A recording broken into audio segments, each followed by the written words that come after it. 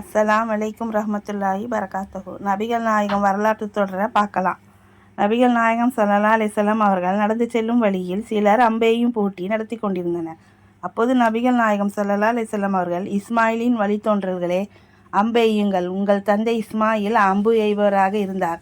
நான் இந்த அணியில் சேர்ந்து கொள்கிறேன் என்று கூறினார்கள். மற்றொரு அணியினர் அம்பெய்வதை உடனே நிறுத்திவிட்டனர். ஏன் நிறுத்திவிட்டீர்கள் என்று அவர்களிடம் நபிகள் நாயகம் ஸல்லல்லாஹு அலைஹி வஸல்லம் அவர்கள் கேட்டனர். நீங்கள் அந்த அணியில் இருக்கும்போது உங்களுக்கு எதிராக நாங்கள் எப்படி அம்பு எய்வோம் என்று அவர்கள் கூறினார்கள்.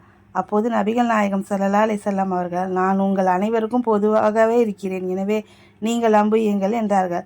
நூல் புகாரி 2899, 3507, 3373.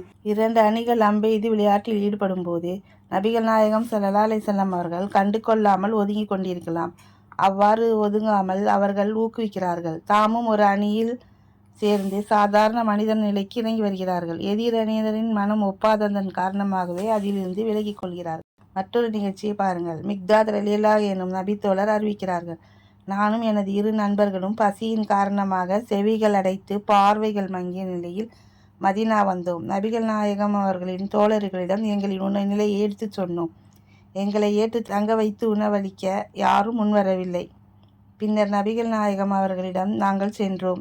அவர்கள் எங்களை தமது வீட்டுக்கு அழைத்து சென்றார்கள். அங்கிருந்த 3 ஆடுகளை காட்டி, இந்த ஆடுகளில் பால் கறந்து நம்மிடையே பங்கு வைத்துக் கொள்வோம் என்று கூறினார்கள்.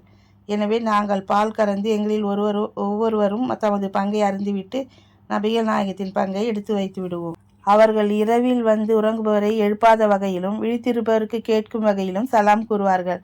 பின்னர் பள்ளிவாசல் சென்று தொழுதுவிட்டு தமது பங்கை அருந்துவார்கள். ஒரு நாள் என்னிடம் சைத்தான் வந்துவிட்டான். நான் என் பங்கை அருந்தினேன். முகமது அவர்கள் அன்சார்களிடம் செல்கிறார்கள். அன்சார்கள் நபிகள் நாயகத்தை கவனிப்பார்கள். எனவே இந்த மிடர்கள் அவர்களுக்கு தேவைப்படாது என்று எனக்குள் கூறிக்கொண்டு நபிகள் நாயகத்திற்குரிய பங்கை அருந்திவிட்டேன். அது வயிற்றுக்குள் சென்றதும் தப்பிக்க எந்த வழியும் இல்லை என்பதை விளங்கி கொண்டேன். நீ என்ன காரியம் செய்துவிட்டாய்? முகமது அவர்களின் பங்கையையும் அருந்திவிட்டாயே.